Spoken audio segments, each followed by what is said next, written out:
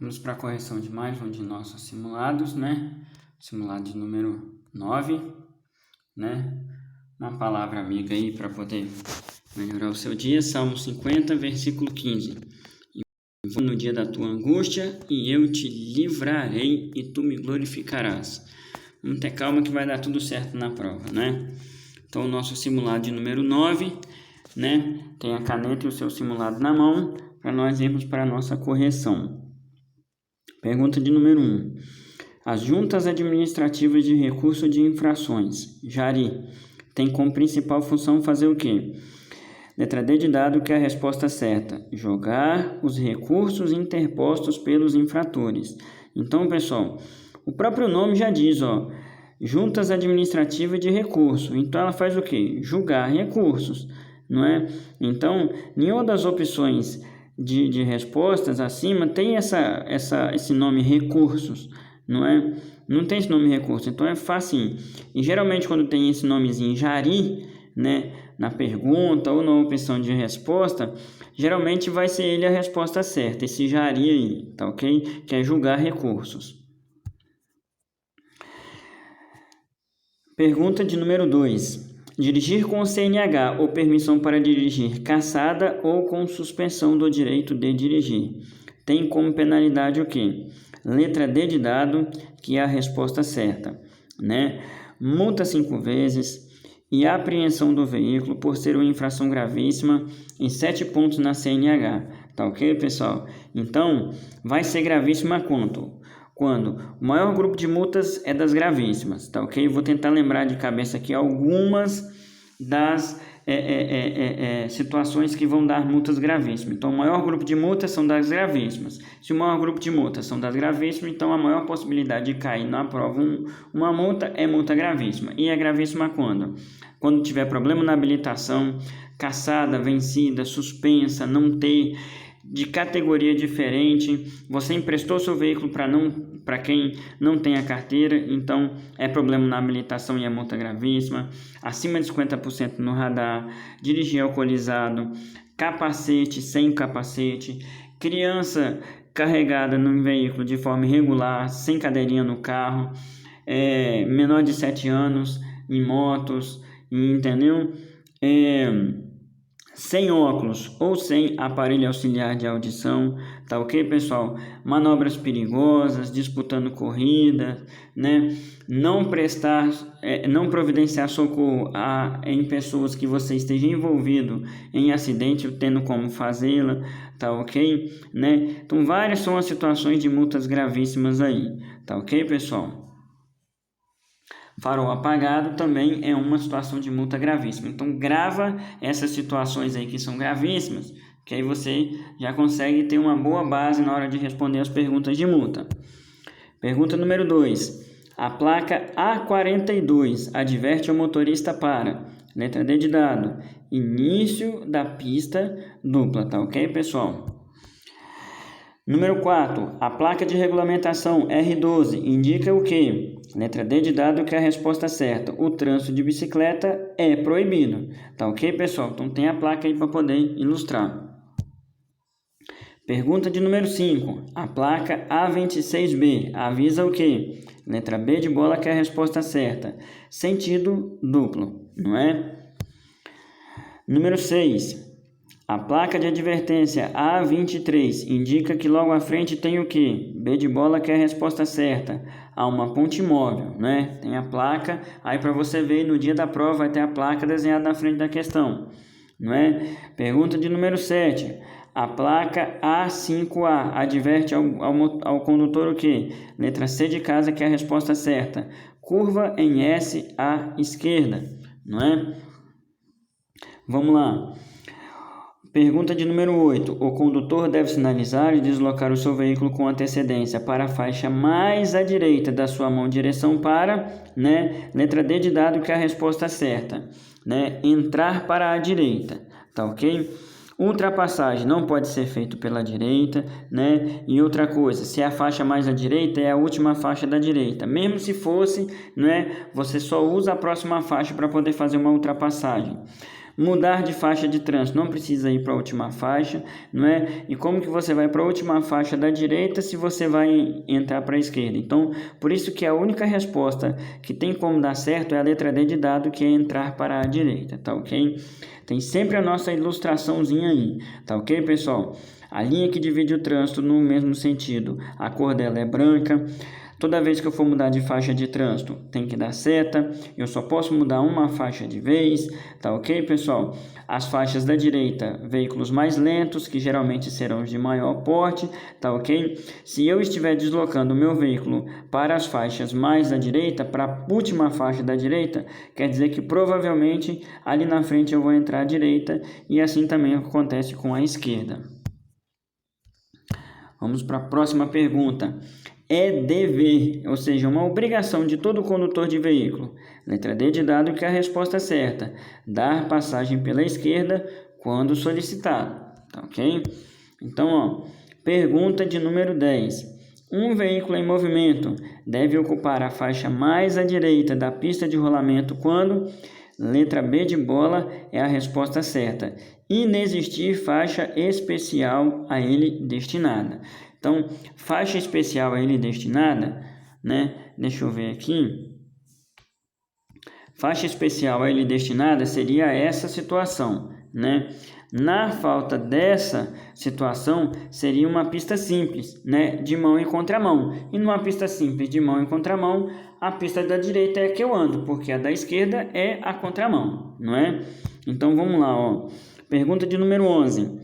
Quando o pedestre estiver atravessando uma via transversal em que o veículo for entrar, o condutor deverá fazer o quê? Letra D de dado, tá, pessoal? Dar preferência ao pedestre. O pedestre é o mais frágil, o pedestre tem preferência em qualquer situação, tá ok? Mesmo que o sinal esteja verde, mesmo que seja só a vez de passar, se tem um pedestre passando, para ele, não é?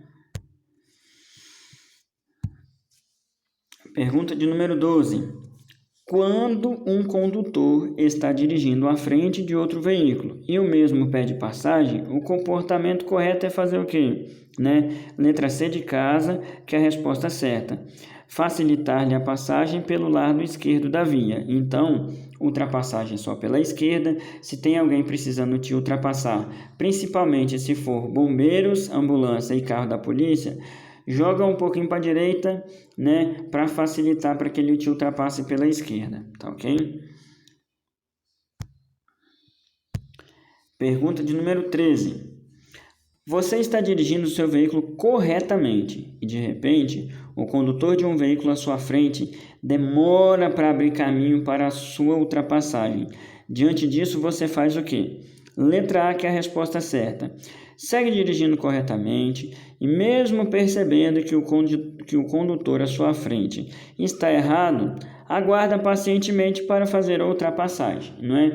Evite conflitos no trânsito, tá ok? Não faça ultrapassagens forçadas, tá ok? Pergunta de número 14. Abaixo seguem as alternativas que melhor representam um comportamento seguro do condutor em pistas molhadas e escorregadias, com exceção de que, letra D de dado, que é a resposta certa, manter o veículo acelerado e segurar firme na direção. Pessoal, sempre toma cuidado com essa palavrinha exceto, tá ok? Quando existe a palavra exceto, quer dizer o quê? Ele não está perguntando o que o cara fez de certo.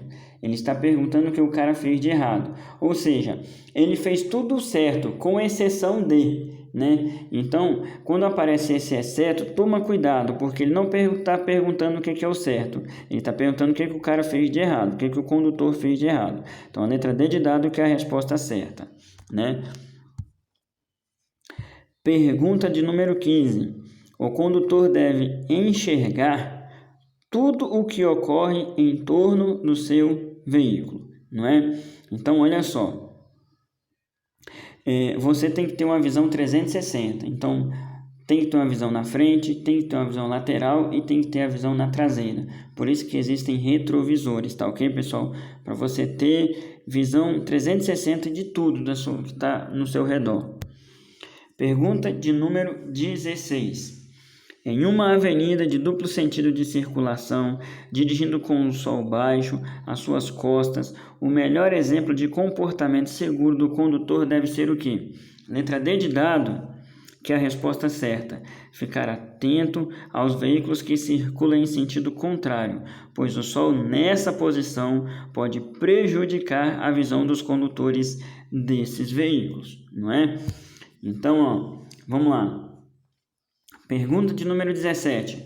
Condições adversas são inúmeras situações no trânsito potencialmente causadoras de acidentes. Então, pneus gastos, freios desregulados e farol queimado são condições adversas relativas a quem? Letra A, que é a resposta certa. Condições adversas relativas ao veículo, tá ok? Então, o tempo não tem pneu, né? O trânsito, ele fica congestionado, não é? Ele fica parado. O condutor não tem pneu e nem tem freio. Só quem tem pneu e freio é veículo, tá ok, pessoal? Então, muita atenção nessas perguntas, que elas vão se repetir várias vezes. Só que as características lá vão mudar. Igual exemplo, se fosse tempo, seria chuva, neblina e fumaça. Se fosse com relação ao trânsito, seria congestionamento.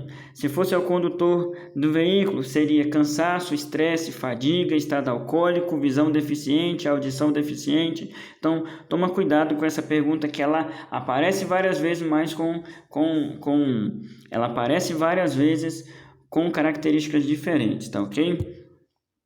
Pergunta de número 18.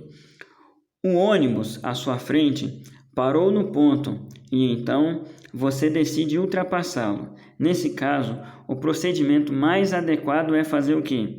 Letra B de bola, que é a resposta certa. Sinalizar, ultrapassar devagar, verificando se o coletivo não está sinalizando saída e observando se não há pedestres atravessando a rua à frente do coletivo. Tá ok, pessoal? Então, sempre que for parar, sempre que tiver um ônibus coletivo à sua frente, para, né? E sempre entenda o seguinte, que vai sair alguém por trás do veículo ou por trás ou pela frente desse veículo, desse ônibus, tá ok? Então, muita atenção. Pergunta de número 19. Na curva, o veículo terá maior estabilidade se o condutor fizer o quê? Letra A, que é a resposta certa. Engrenar a marcha adequada, tá ok? Então, você não engrena essa marcha adequada em cima da curva. É antes da curva, tá ok, pessoal? É antes da curva. Você entra na curva já com a marcha adequada, tá ok? Pergunta de número 20. Ao observar as normas de trânsito, conservando o veículo com manutenção e dirigindo com os cuidados e atenção necessários, o condutor está adotando uma atitude o quê? Letra A, que é a resposta certa, preventiva, não é? Então, se prevenir é melhor, tá ok, pessoal? Número 21, a pergunta. Após ter causado um atropelamento, o motorista que conduziu o veículo chamou um socorro especializado para socorrer a vítima. Dentre os procedimentos abaixo, qual deve ser adotado enquanto aguarda o resgate? Então, letra C de casa, que é a resposta certa. Isolar o local do acidente e evitar a presença de curiosos, tá ok, pessoal? Então, sinalizar o local é uma das primeiras regras básicas no caso de acidente de trânsito. Pergunta, né? Então, o isolamento, tá vendo? Afasta curiosos, facilita o trabalho das equipes de socorro, tá ok, pessoal? Então, isolar o local é muito importante no caso de um acidente. Pergunta de número 22. Após ser atropelada por uma motocicleta, a vítima tenta se movimentar e quer ir embora, pois sente-se bem, apesar da dor nas costas e pernas. Nesse caso, aconselha-se fazer o quê? Letra C de casa, que é a resposta certa. Orientá-lo para não se movimentar e aguardar o socorro especializado no local, não é? Então, sempre orientar a pessoa a não se movimentar é uma das regras básicas de primeiros socorros, tá ok? Pergunta de número 23. Um acidentado apresenta deformidades e pequeno sangramento em uma das pernas.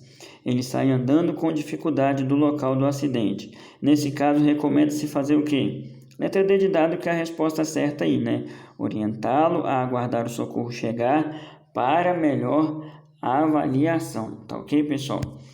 Última pergunta do nosso simulado aqui, né? É a pergunta de número 24.